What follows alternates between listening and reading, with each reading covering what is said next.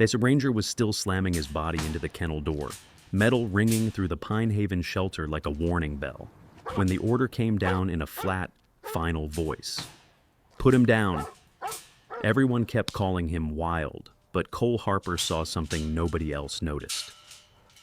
Between each violent hit, the German Shepherd wasn't locked onto the men in front of him. He kept snapping his head up, scanning the roofline, searching the high ground, like the danger wasn't here, but above. Cole had seen that exact look once before, on a dusty morning overseas, seconds before an explosion took his K9 partner. He should have driven past the shelter like he always did. Instead, he killed his engine because he didn't see a monster in that kennel. He saw a soldier trapped in the wrong world, and a countdown already running. Before we begin, tell us where you're watching from today, your city and state. And if you'd like more quiet, true stories like this, please consider subscribing, so you can find your way back here anytime. Months from now, Ranger will be stretched out in a quiet patch of Montana sunlight, calm enough to sleep without flinching. But the day this began, he was hurling his full weight into a kennel door so hard the metal rang down the hallway like a warning bell. The Pine Haven County shelter sat on the edge of town, where the plowed road turned to packed gravel. It wasn't a place people visited on purpose. It smelled like bleach, wet fur, and endings. Cole Harper hadn't meant to be there. He lived up Ridgeline Road in a cabin that looked like it had been forgotten by the world. For years, he kept his needs simple: coffee, fuel, flour, and silence. He timed his drives so he didn't have to talk to anyone. That was the deal he made with himself after the Navy, after the war, after the dog he never managed to forget. That Tuesday morning, he was only cutting through Pine Haven to reach the feed store. He kept his eyes on the road. He passed the school, the diner, the post office. And then, without warning, the sound punched through his closed windows. A frantic percussive slam. A deep bark that didn't sound like anger. It sounded like panic trying to break metal. Cole's hands tightened on the wheel. His instincts, old and well-trained, told him to keep driving.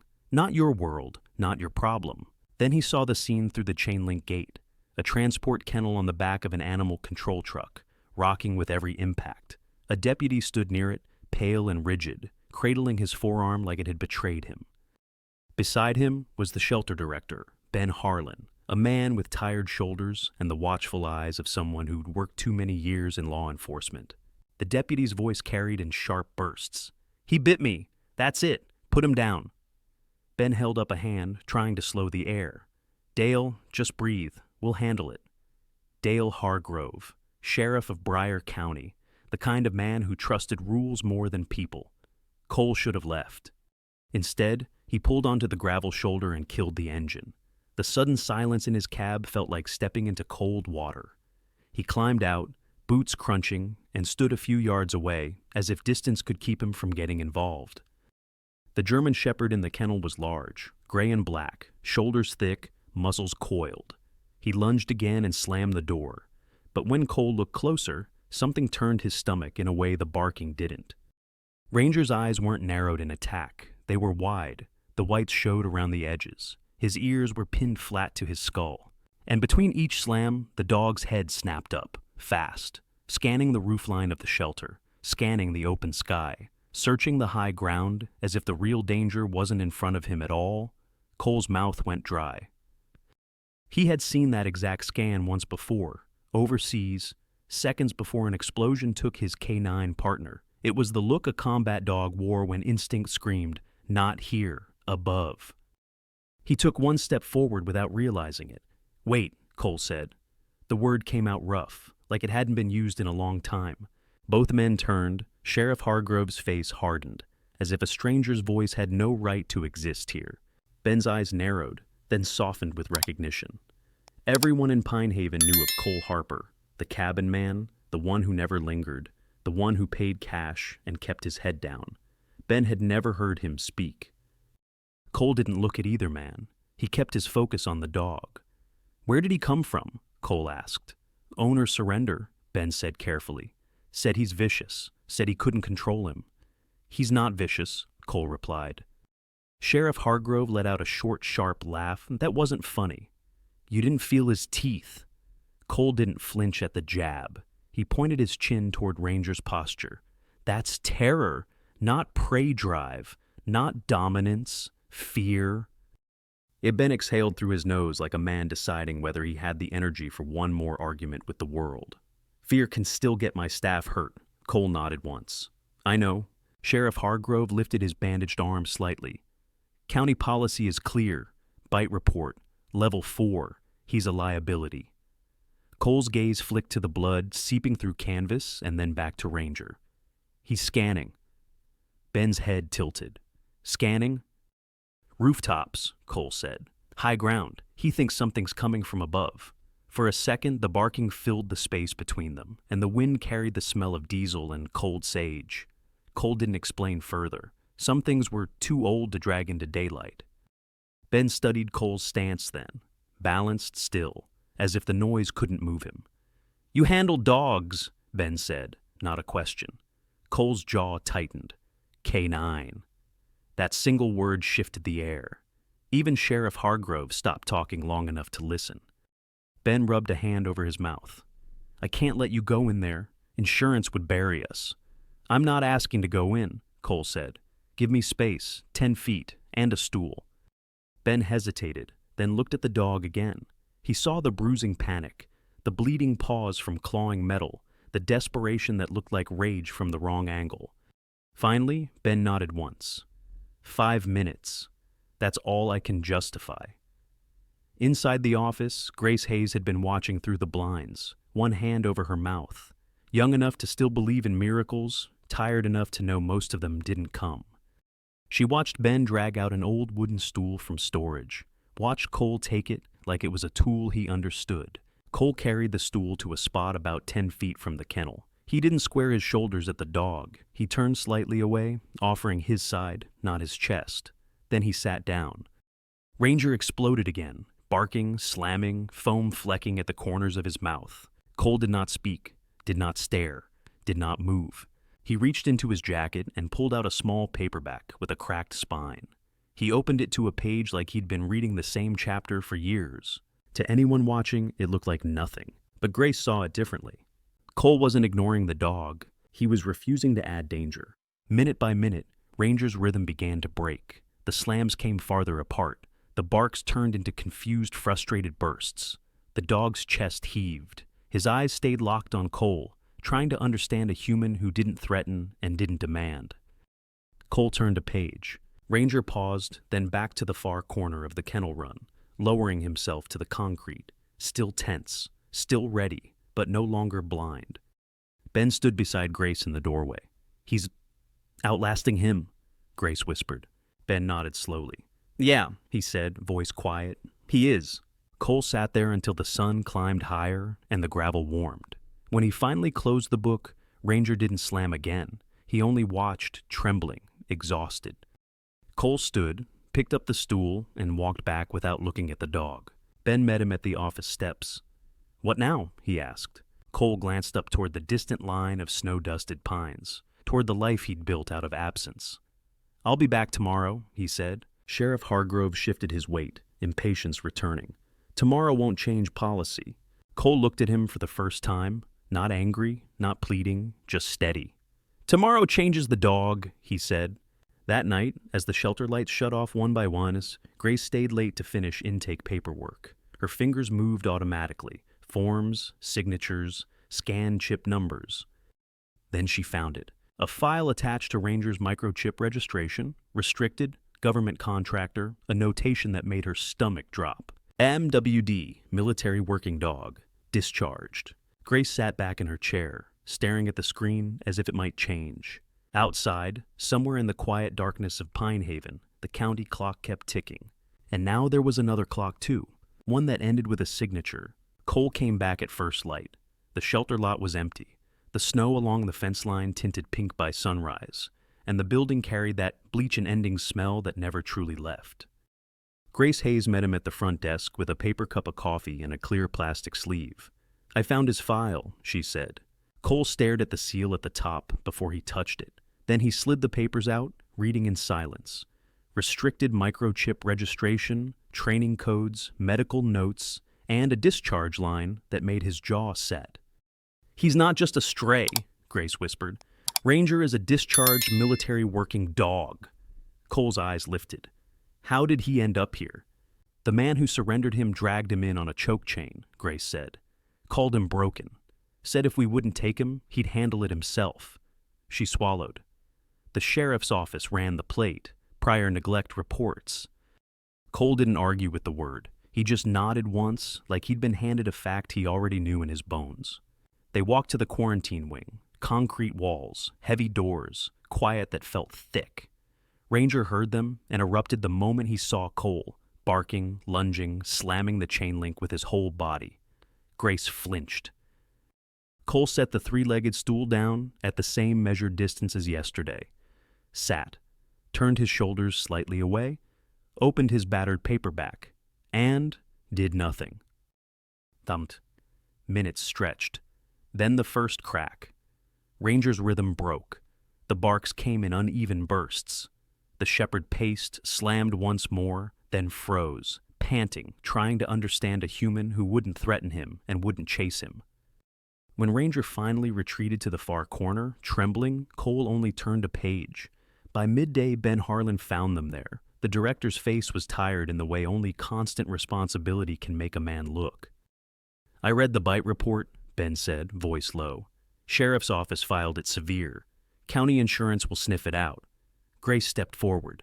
Ben, he's ex-MWD. He was abused. Ben held up a hand. I believe you, but the board won't debate trauma. They'll debate risk. If you want me to hold the line, tell me what you can prove. Cole closed his book. Manageable, he said. Not healed, manageable. Muzzle acceptance, leash control. Walk from kennel to transport without lunging. On camera. Grace's eyes sharpened as she grabbed the printed policy from Ben's desk. She scanned, then pointed to a subsection. It's euthanasia, unless he can be deemed manageable for transfer. If we can document it, I can legally transfer him to the MWD sanctuary outside Bozeman. Ben exhaled. That's a narrow door. Cole's voice stayed steady. Then we fit through it. The next 2 days became a ritual built from silence and inches. Cole arrived at dawn and left at dusk. He slept in his truck when the road back to the cabin felt like wasted time. He moved his stool closer by a few inches, then stopped, never taking more than Ranger could endure without snapping. On the third day, Cole brought a foil-wrapped packet. He slid it just inside the gate and retreated to his stool without looking at Ranger. No command, no pressure, just an offering. Ranger stared at it like it could bite back. Hunger pulled him forward. Fear yanked him away. He paced, whined once, thin and high. Cole didn't move. Cole left at sundown. The packet remained. At dawn, he returned. The foil was gone, only torn shreds left on the concrete. Cole nodded once, a private acknowledgement. He sat down. This time, he placed his left hand against the chain link, palm open, still. Ranger hovered at the back, trembling. Then, slowly, he crept forward. One step, another, nose tasting the air. He stopped an inch from Cole's hand. For a long heartbeat, nothing happened. Then Ranger's tongue flicked out, quick, tentative, licking the cold metal where Cole's skin rested. He startled at his own bravery and shot back to the corner. Cole did not follow. He did not celebrate. He kept his hand there, steady as a promise. Tires bit gravel outside. A county truck rolled into the lot, fast and impatient. Sheriff Dale Hargrove stepped out with a bandaged arm and a clipboard held tight to his chest. The moment Ranger saw him, the shepherd detonated, snarling, slamming the gate, less rage than remembered terror aimed at the face of authority. Hargrove flinched, then turned the flinch into anger. "See?" he shouted. "Still a monster?" Ben appeared behind him, posture hardening. "Sheriff, you're escalating him!" "I'm documenting reality," Hargrove snapped. He shoved the clipboard into Ben's hands. "Emergency vote. County board signed. You have 7 days." Grace's face drained of color. Cole stood. The stool scraped the concrete with a sound that cut through Ranger's snarling. 7 days for what? Cole asked. Hargrove's mouth tightened into something that looked like certainty and felt like fear. "Behavioral euthanasia. My shift starts next Monday. Make your miracle by then." He turned and left, exhaust hanging in the cold air. Ben stared at the paper like it weighed 100 pounds. Grace snatched it, reading fast, then looked up at Cole, voice suddenly clear. It's not 7 days to heal him, she said. It's 7 days to prove he's manageable. Muzzle, leash, walk. Cole looked past her to Ranger, panting in the corner, eyes wide, ears pinned. Hope stopped being a feeling. It became a mission profile. And a clock. Cole didn't drive back to his cabin after Sheriff Hargrove left. He stayed. Ben Harlan handed him a key to the quarantine wing with the expression of a man signing his own headache. "Only when staff are out," Ben said. "And if anything goes wrong, you tell me first." Cole nodded and pocketed the key like it weighed more than metal. At dawn, Grace Hayes met him at the front desk, clutching her clipboard and a paper cup of coffee. "I spoke to the MWD sanctuary," she said. "They'll take Ranger, if we can document, manageable for transfer. They need clean video, clear handling." Cole's answer was simple. "We give them that." In the quarantine hallway, Ranger was already pacing. The moment he saw Cole, the shepherd surged to the gate, barking hard enough to make the chain link shiver. Cole set his three-legged stool down closer than yesterday, 4 feet now, and sat with his body turned slightly away. No stare, no challenge. He didn't open his book this time. He opened a canvas bag. Grace stood behind the safety door, knuckles white. "If he can't accept a muzzle, the loophole dies," she whispered. Cole pulled out a black basket muzzle, the working dog kind, and taped it to the end of a light wooden pole. Then he slid the pole through the fence until the muzzle rested on the concrete 6 inches inside the run. And he stopped. Ranger didn't charge Cole. He launched backward, claws scraped. His shoulders slammed the far wall. A thin, high whine cut the air. Pure memory, not aggression. Ranger stared at the muzzle like it was the hand that hurt him. Cole didn't rush the moment. He held the muzzle still, breathing slow, letting Ranger's panic burn itself out in the only safe place it could. Noise and distance. Minutes dragged. Ranger's barking sputtered into harsh panting. His eyes flicked between the muzzle and Cole, trying to solve a puzzle that didn't make sense. Threat object? Calm man. Cole spoke once, barely above a breath. "Easy." When Ranger finally lowered his head a fraction, Cole withdrew the pole by inches, then all the way. The muzzle vanished. Ranger's body sagged, not relaxed, but less shattered. Cole set the pole down and placed his left hand against the chain link, palm open. Ranger crept forward 2 steps, then stopped, trembling. He didn't bolt away. He stood close enough that warm breath fogged the metal. Grace let out a shaky exhale. That became the routine, measured, repeatable, filmable. Muzzle appears, stays, leaves, hand stays, no grab, no corner. Food comes later, slid in quietly and never used as bait to trap him. Progress was counted in seconds, not speeches. On the 3rd morning of the new routine, Ben arrived with his phone in hand and his face already braced for impact. "Board meeting tonight," he said. "Mayor Bain wants assurances. Sheriff Hargrove wants a signature and a date." Grace's mouth tightened. He doesn't get to force euthanasia early. Ben looked past them at Ranger, who was lying down now, still tense, still watching, but not slamming the gate. "Dale can make it feel early," Ben said. "He'll call it public safety and drown us in paperwork." Cole's eyes stayed on Ranger. "Then we don't give him an opening," he said. "We give the board proof." That night, the shelter emptied out. The adoption wing went dark. Ben locked the front gate and left Cole the key with a tired nod. Grace stayed in the clinic, catching up on intake notes until her handwriting started to drift. When she finally walked the hallway toward quarantine, she expected to find Cole in his truck. Instead, he was on the stool in the dim light, jacket zipped, his hand resting against Ranger's gate. Ranger lay 2 feet away, eyes half closed, body exhausted into a tight coil. "He's sleeping," Grace whispered. "Resting," Cole said. "He wakes if I move." Grace leaned against the opposite wall, coffee warming her palms. "I euthanized 3 dogs today," she said quietly. "Not dangerous ones, just no space, no funds, no one coming." Cole didn't interrupt. He simply listened. Grace's voice cracked. "Some days it feels useless, like we're losing on a schedule." Cole's gaze dropped to the concrete. "You're not alone in that." Grace studied him. "You keep calling Ranger a soldier," she said, "because you had one too." Silence stretched. Ranger's ears twitched at the shift in voices, but he didn't rise. Cole's throat worked once. "I had a partner," he said. "A dog who saved lives, mine included." Grace waited, the way you wait when you know rushing only creates lies. "For 15 years, Cole said. "I told myself he died because I hesitated, because I made the wrong call." Grace's eyes stung. "Cole," he shook his head. "Don't fix it," he said. "Just hear it. I came home and disappeared. I left everyone else to carry the story." Grace looked at Ranger, then back to Cole. "And now you won't leave another one behind." Cole exhaled, slow. "No." Grace stepped closer, careful, keeping her voice low. "Then you need the truth," she said. "Not the version you built to survive. The real one. Call the person who still knows." Cole's hand slid off the chain link. Ranger's eyes opened instantly, alert. Cole lifted a palm in the air. "Easy," he breathed. Ranger stayed. Cole stood, joints stiff, and walked out into the cold Montana night.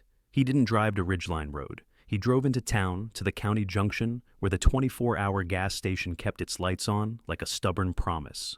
The fluorescent glare made the world look unforgiving.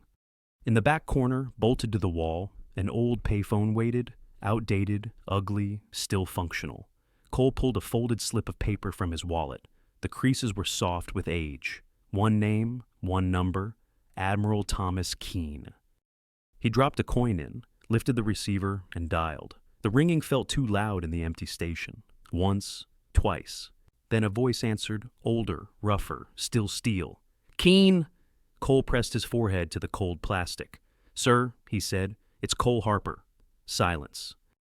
When Keene spoke again, there was no warmth in it, only shock, then anger held tight. "Cole," Keene said, "after all this time, why are you calling me now?"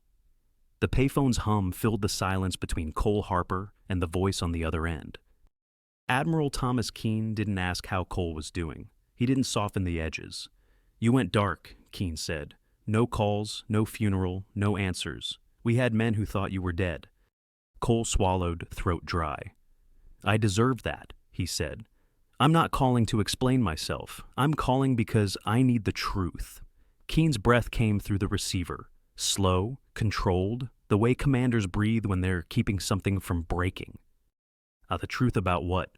Keene asked. Cole's knuckles went white around the phone. "About my dog," he said. "About that day. I've been living with one story for 15 years. A pause. Then Keene's voice dropped. "Tell me the story you've been punishing yourself with." Cole stared at the gas station floor, the scuffed tiles, the spill stains, the mundane proof that the world had kept going without him. "I told myself I hesitated," he said. "I told myself I gave the wrong command. I told myself my K9 partner died because I pushed him forward." Keene let out a sharp exhale, half disbelief, half grief. "That's what you believe?" Keene said. "That's why you disappeared?" Cole's jaw clenched. "Yes." "Cole," Keene said, and there it was, the first hint of something human. "You didn't push him? You didn't hesitate?" Cole's heart hit hard against his ribs. "Sir—" "You called it," Keene cut in. "Your dog alerted. You were right. We were the ones who got played." Cole's breath stalled. "Played how?" "It wasn't one device," Keene said. "It was two, a decoy and a secondary. The secondary wasn't for your dog, it was for us." Cole's hand shook. "Then why—" Keene's voice cracked around the edge of the word he'd held inside too long. "Because your dog saw what we didn't. He knew the secondary was live." Cole pressed his forehead to the cold plastic. "He moved." "He moved because he chose to," Keene said, and the Admiral's composure finally slipped. "One of the guys stepped offline, half a foot. That's all it took. Your dog hit him, took him down. He ate the blast." The fluorescent lights seemed to tilt. Cole's knees softened. He saved the team," Keene said. "He died a hero, and you left before we could even say his name without swallowing glass." Cole couldn't speak. The old guilt didn't vanish. It changed shape, sharper, cleaner, not failure, cowardice. Keene breathed once, steadying. "So tell me," he said quietly, "why are you calling now?" Cole stared at the payphone cord, stretched and spiraled like a tether. "Because I met another soldier," he said. A German shepherd in a county shelter. They're going to kill him in 7 days. Keene didn't respond for a beat. Then, does he belong to the program? Discharged MWD, Cole said. Beaten, triggered, terrified. They think he's vicious. Keene's voice went hard again, but this time the hardness was direction. Where are you? Bryan County, Montana, Cole said. Pine Haven. Listen carefully, Keene said. You're not going to save that dog with guilt. You save him with procedure. You understand? Cole closed his eyes. Yes, sir. Keene's words came like an order Cole had been waiting 15 years to hear. You document control. You build a chain of custody on every clip. And you keep the dog alive long enough to transfer. Cole swallowed. We're trying. Muzzle, leash, walk. You'll need more than trying, Keene said. You'll need a witness the county can't dismiss. If the sheriff is pushing a kill order, you bring daylight. How? You call me in the morning, Keene said, from a place you can be seen. And you tell your shelter director to contact state animal welfare and the veterans liaison. If this dog has a DOD trail, you put that on paper. Cole's chest tightened. Sir, why are you helping me? Keene went quiet. When he spoke again, his voice was lower, older. Because your dog saved my men, he said, and because I'm tired of watching working dogs get discarded. Don't make me regret this call, Cole. I won't, Cole said. Keene hung up without ceremony. Cole stood in the harsh light of the gas station, with the receiver still in his hand, like a man who'd just been handed a map out of a maze. He wasn't absolved. He was assigned. He drove back to the shelter before sunrise. The lot was still dark. The building was quiet. Cole used Ben Harlan's key and slipped into the quarantine wing like a ghost, returning to a place he'd sworn never to enter again. Ranger was awake. He heard Cole's steps and rose, shoulders tight, a low rumble starting deep in his chest. The chain link shivered as he paced. He didn't slam the gate this time. He watched. Cole stopped outside the run and breathed once. The night before, he would have reached for the stool, reached for the safe distance. But Keene's words echoed, procedure, daylight, control, and the truth of his past sat heavier now, not as shame that collapsed him, but as responsibility that held him upright. Cole unhooked the muzzle pole from the wall. He didn't push it into the run. He set it on the floor. Then he reached for the latch. Grace had told him the shelter forbids anyone from entering that run with a dog like Ranger. Insurance, policy, survival. Cole heard all of it, and opened the gate anyway. The latch clicked, a small sound, but in that hallway it felt like a gunshot. Ranger exploded backward, claws scraping, teeth bared. He didn't lunge forward. He fled to the far wall like a soldier cornered, chest heaving, eyes wide enough to show white. Cole stepped in and shut the gate behind him. Now there was nowhere to retreat, not for the dog, not for the man. Cole didn't advance. He didn't crouch like a trainer ready to spring. He stood with his back near the gate, giving Ranger the full length of the run. The shepherd's snarl was high and frantic, full of memory. Cole kept his hands visible and still. Easy, he murmured. I'm not here to take you. Ranger's ears stayed pinned, but his head tilted a fraction, confused. Cole lowered himself slowly. Not a squat. A kneel. Both knees on concrete, shoulders relaxed, hands resting on his thighs like he was surrendering himself to the moment. He wasn't trying to dominate the dog. He was trying to be readable. I had a partner, Cole said softly, voice rough. A dog like you. Ranger's panning slowed by a notch. He watched Cole's mouth, tracking the sound. Cole's eyes stung. He died a hero, he said.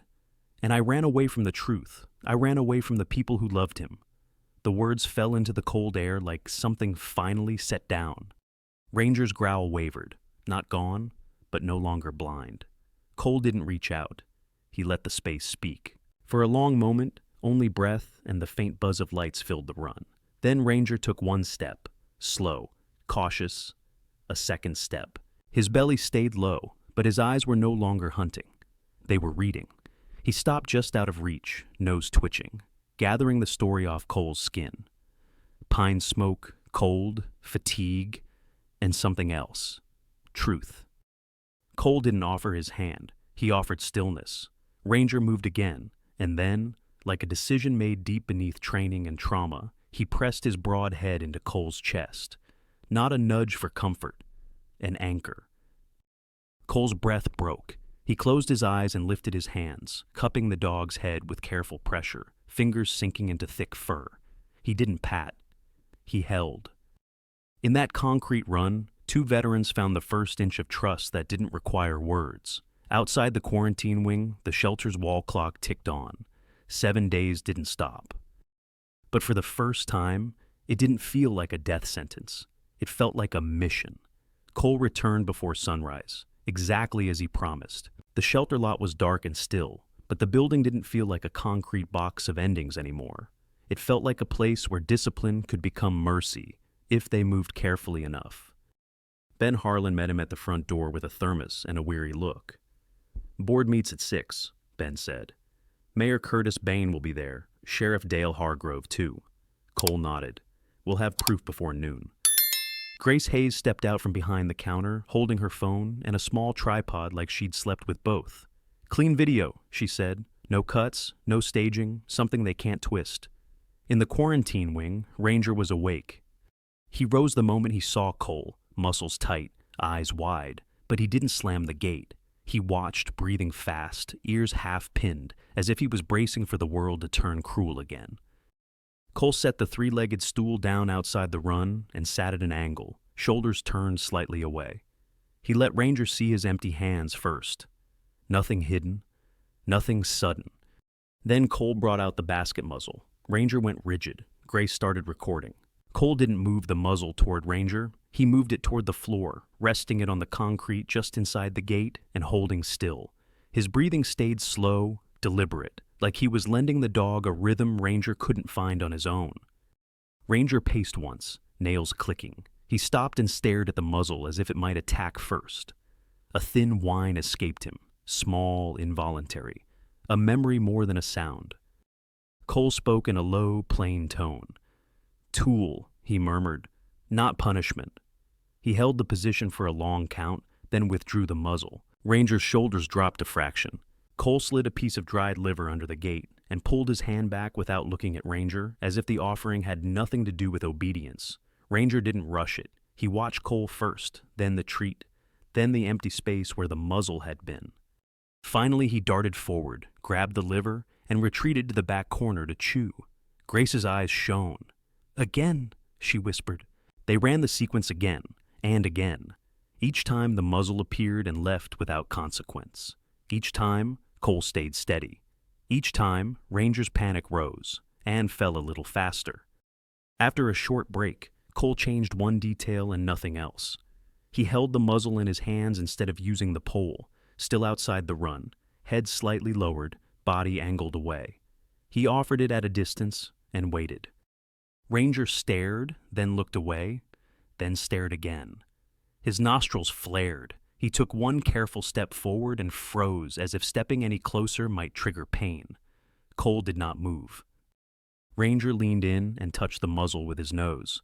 Just a tap. A decision. Cole withdrew the muzzle immediately and ended the pressure. Then he slid another treat under the gate and backed away. Bravery created relief. That was the rule now. Ben watched the clip in the office and saved it to 2 devices. "This shows approach without lunging," Ben said. "It's the beginning of manageable."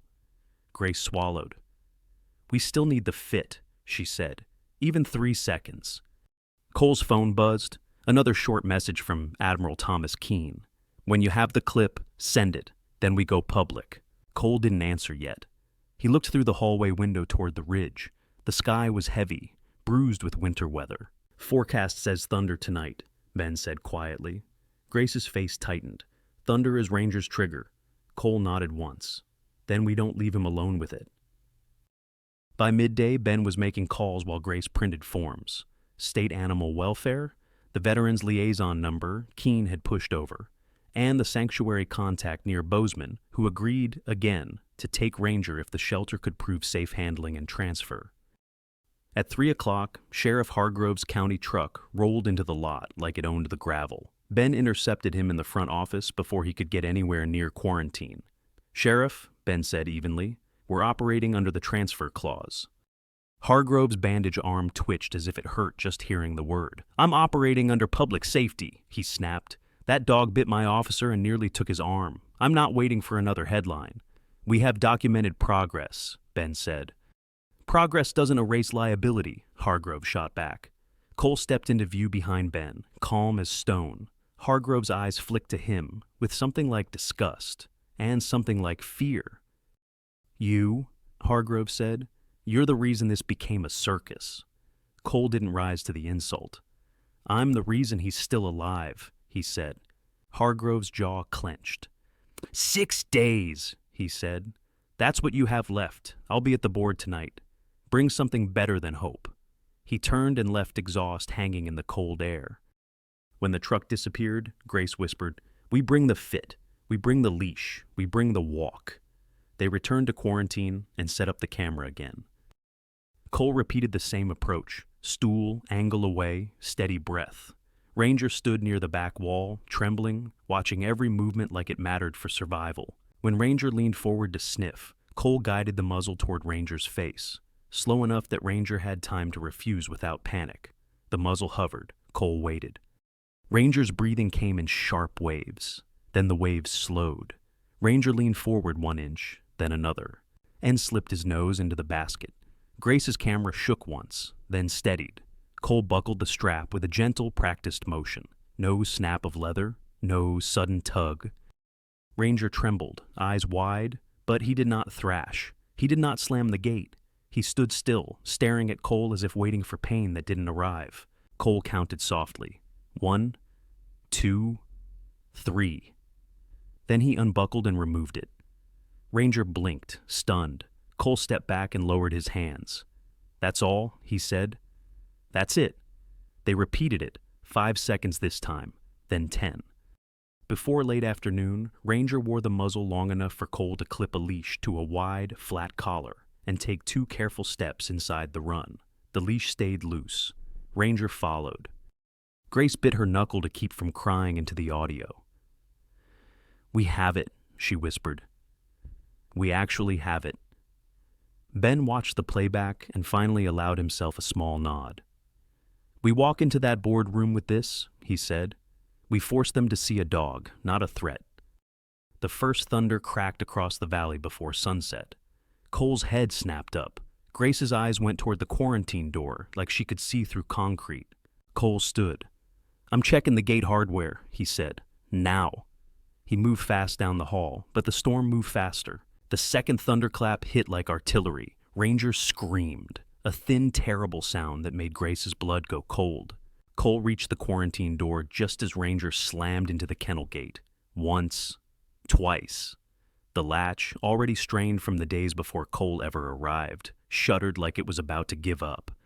Cole jammed the key into the lock, but the metal inside the run shrieked first. The gate gave. For one stunned heartbeat, Ranger stood free in the hallway, eyes scanning the ceiling like the sky itself had become the enemy. Then he ran. Cole sprinted, boots pounding tile, but Ranger was a gray blur. He hit the clinic supply flap, clawed through plastic, and vanished into the storm-dark lot. Grace's voice broke behind Cole. "Ranger!" Cole didn't turn back. He grabbed his jacket and ran for his truck, because by morning, Sheriff Hargrove would name this whatever he wanted, and the county would believe him, unless Cole brought Ranger back alive. Cole returned before sunrise. The shelter lot was dark and quiet, and the clock felt louder than the ventilation. Ben Harlan met him at the front door. "Board meets at 6, Ben said. "Mayor Curtis Bain will be there, Sheriff Dale Hargrove too." Cole nodded. "We walk in with proof." Grace Hayes came from behind the counter carrying her phone and a small tripod. "Clean video," she said. "No cuts." In the quarantine wing, Ranger was already on his feet. He tensed when he saw Cole, eyes wide, ears half-pinned, but he didn't slam the gate. He watched, breathing fast. Cole set the 3-legged stool outside the run and sat at an angle, shoulders turned slightly away. He showed empty hands first, then brought out the black basket muzzle. Ranger stiffened and backed a step. Grace started recording. Cole slid the muzzle onto the concrete just inside the gate and held still. Ranger paced once, nails clicking. A thin whine slipped out. Memory, not threat. "Tool," Cole murmured, "not punishment." He waited until Ranger's breathing slowed by a fraction, then withdrew the muzzle and ended the pressure. Only then did Cole slide a piece of dried liver under the gate and pull his hand back. Ranger stared at the treat, then at Cole, then at the empty space where the muzzle had been. Finally, he darted forward, grabbed it, and retreated to chew. They repeated the pattern. Muzzle appears, nothing happens, muzzle leaves, calm remains, until Ranger's panic stopped boiling over into chaos. Late morning, Cole changed one detail. He held the muzzle in his hands, still outside the run, still angled away. He offered it at a distance and froze. Ranger took a careful step forward, then stopped. He leaned in and touched the muzzle once. Just a tap, then recoiled. Cole immediately pulled it back. Relief followed bravery. He slid another treat under the gate and let Ranger retreat with it. Ben watched the clip in the office. "This shows approach without lunging," he said. "We still need the fit." Ben's face tightened. "Forecast says thunder tonight." Grace swallowed. "That's his trigger." "Then we don't leave him alone," Cole said, "and we check every latch." By noon, Ben had state animal welfare and a veterans liaison on the phone. Grace printed the transfer clause and the sanctuary checklist. The Bozeman program confirmed it again. Document muzzle acceptance and controlled movement, and they would take Ranger immediately. At 3 o'clock, Sheriff Hargrove's county truck rolled into the lot. Ben intercepted him in the front office. "We're operating under the transfer clause," Ben said. Hargrove's bandaged arm twitched. "I'm operating under public safety. That dog bit my officer. I'm not waiting for another headline." "We have documented progress," Ben replied. "Progress doesn't erase liability," Hargrove snapped. Cole stepped into view behind Ben. Hargrove's eyes flicked to him, hard with contempt, and underneath it, unease. "You made this a circus," Hargrove said. Cole kept his voice flat. "I'm keeping a veteran alive." Hargrove leaned in just enough for the threat to land. 6 days, he said. "Bring something better than hope to that board." He turned and left, exhaust hanging in the cold air. Back in quarantine, Grace set the tripod where it could see the gate and Ranger's full body. Cole sat on the stool again, same angle, same slow breath. Ranger stood near the back wall, trembling, eyes locked on Cole's hands. Cole lifted the muzzle and moved it toward Ranger's face so slowly the dog had time to refuse. He stopped when Ranger's breathing turned sharp. Ranger stared. The sharp breaths softened into longer ones. 1 inch forward, another. Then Ranger slipped his nose into the basket. Cole buckled the strap with the lightest touch he could manage. Ranger froze, waiting for pain. None came. Cole counted softly. 1, 2, 3. Then he unbuckled and removed it. They did it again. 5 seconds. Then 10. Long enough for Ranger to stand without thrashing, to breathe through the fear, to choose stillness. On the 4th repetition, Cole clipped a leash to Ranger's flat collar. He left slack. "Step," Cole murmured. Ranger took 1 careful step, a 2nd step. The leash stayed loose. Ben watched the playback and nodded once. "This is manageable." The first thunder cracked across the valley before sunset. Ranger's body went rigid. Cole stood. "I'm checking hardware now." He moved fast down the hall, keys already in his hand, but the storm moved faster. Oh, the second thunderclap hit like artillery. Ranger screamed and slammed into the gate. Once, twice. The latch shuddered. Cole jammed the key into the lock, but the gate shrieked first. The latch gave. For 1 stunned heartbeat, Ranger stood free in the hallway, eyes scanning the ceiling as if the sky itself had become the enemy. Then he ran. Cole sprinted, boots pounding tile, but Ranger was a gray blur. He hit the clinic supply flap, clawed through plastic, and vanished into the storm-dark lot. Grace's voice broke behind Cole. "Ranger!" Cole grabbed his jacket and ran for his truck, because by morning, Sheriff Hargrove would call this a public threat, and the county would believe him. Unless Cole brought Ranger back alive, Cole found Ranger's trail in the mud before he found Ranger himself.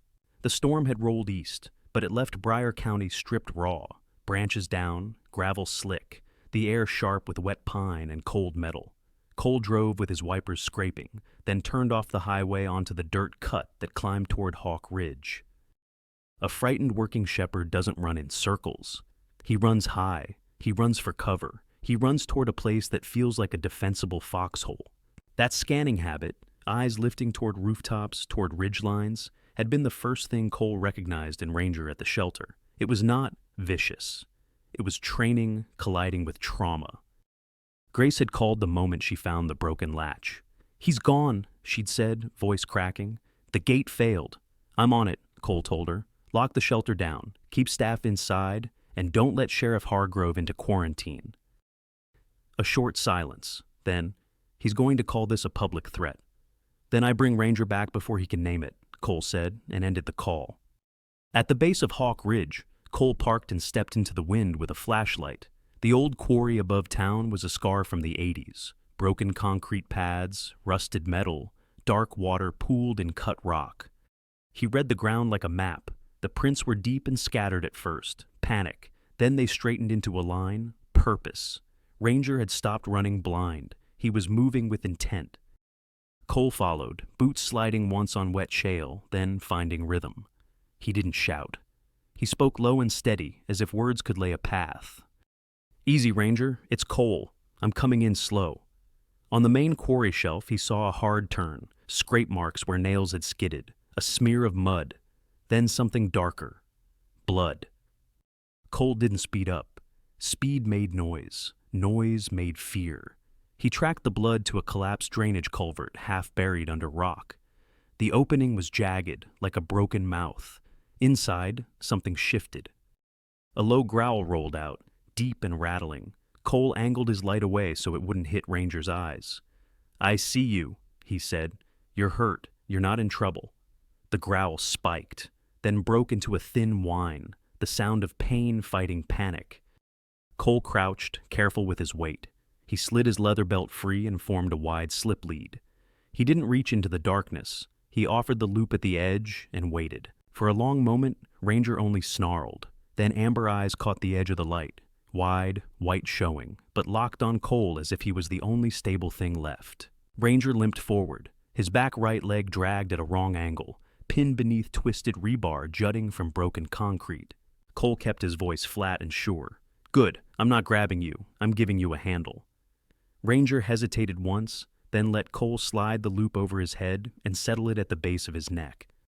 Cole tightened it just enough to guide, not choke. "Thank you," he breathed. Now came the hard part. Cole wedged a rock under a concrete slab and pressed down, slow and controlled. Ranger yelped, sharp, desperate. "I know," Cole said. "Stay." The slab lifted a fraction. Cole shoved the rebar aside. The leg came free with a wet scrape. Ranger collapsed, panting, eyes blown wide, as if he couldn't believe pain had ended without punishment. Cole backed out and sat on the ground, giving Ranger the dignity of choosing his own exit. After a long minute, Ranger dragged himself into the open and pushed up onto 3 legs. Cole slid an arm under Ranger's chest, lifting just enough to help. "We're going down," Cole said, "one step at a time." The descent off Hawk Ridge was slow work, loose shale, broken branches, cold air that cut the lungs. Cole kept the lead slack and used his body as a brace, letting Ranger lean without shame. By first light, the trailhead below was crowded with engines and hard voices. Sheriff Dale Hargrove's trucks sat angled across the gravel like a barricade. 2 deputies stood tense, weapons slung, but ready. Ben Harlan was there, shoulders squared.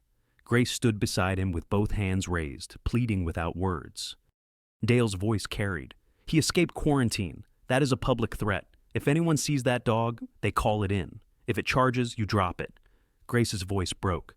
"Dale, you can't—" "You want to explain it to a mother when a 90-pound shepherd takes her kid down?" Dale snapped, bandaged arm clenched tight to his side, as if his body remembered old pain and refused to forget. Then Cole stepped out of the trees, mud on his boots, jacket torn at the sleeve, and beside him, Ranger, lame, trembling, but walking on a slack lead with his head low and his eyes fixed on Cole. The deputies stiffened. For a moment, Dale didn't look like authority. He looked like fear trying to wear a badge. Cole stopped 15 feet short. "He's injured," Cole said. "He fell. He's calm. Don't crowd him." Ben's voice cut in, controlled and sharp. "Dale, stand down. That dog is under my facility's jurisdiction until the deadline, and we are pursuing transfer under statute." Dale stared at Ranger. He broke containment. He ran from thunder, Cole said, like someone who thinks the sky is trying to kill him. That landed. Dale's jaw tightened. Cole kept his tone even. Look at the lead. Slack. Look at his eyes. He's not hunting. He's following. A young deputy swallowed hard. Sheriff! He's walking! Dale's hand moved to his truck. He pulled a bright orange medical kit and set it down, 10 feet away, not daring to close the distance. That leg needs to be cleaned and splinted, he said, voice clipped. If you want him alive, treat it now. It wasn't an apology. It was a concession. Grace moved first, slow and careful. We'll take him back to the clinic, she said, quietly. Cole nodded. No sirens, no crowd. Ben, clear the hallway. They loaded Ranger into a transport kennel without a fight. Ranger's gaze never left Cole, as if the only thing that mattered was not being left behind again. Back at the shelter, Grace cleaned the wound, wrapped the leg, and added a temporary splint. Ranger trembled through it, but he didn't snap. When Cole stood at the gate and breathed slow, Ranger matched him, like a dog borrowing calm. Ben stepped into the clinic doorway, face tight. Board session moved up, he said. Emergency hearing. Sheriff's already there. Mayor Curtis Bain brought county counsel. Grace went pale. They're going to use the escape. They'll call it proof he's unmanageable, Ben said. Cole wiped mud from his jaw. Then we don't let them talk without evidence. He opened Grace's phone and pulled the clips. Muzzle acceptance, slack leash steps, and now the return from Hawk Ridge, Ranger walking on a loose lead through armed deputies.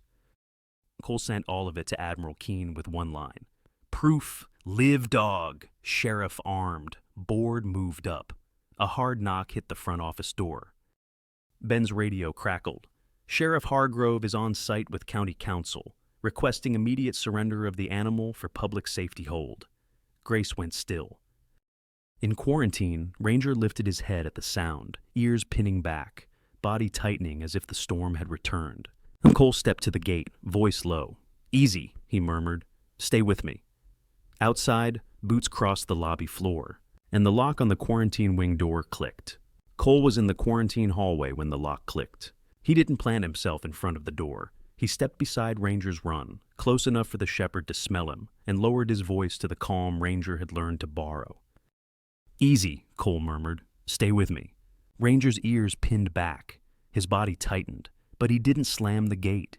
He leaned toward Cole, nose working, searching for the one steady thing in the building. In the lobby, Ben Harlan's voice rose, flat, controlled. Sheriff, you don't have authority in that wing without my consent. County counsel answered, smooth and practiced.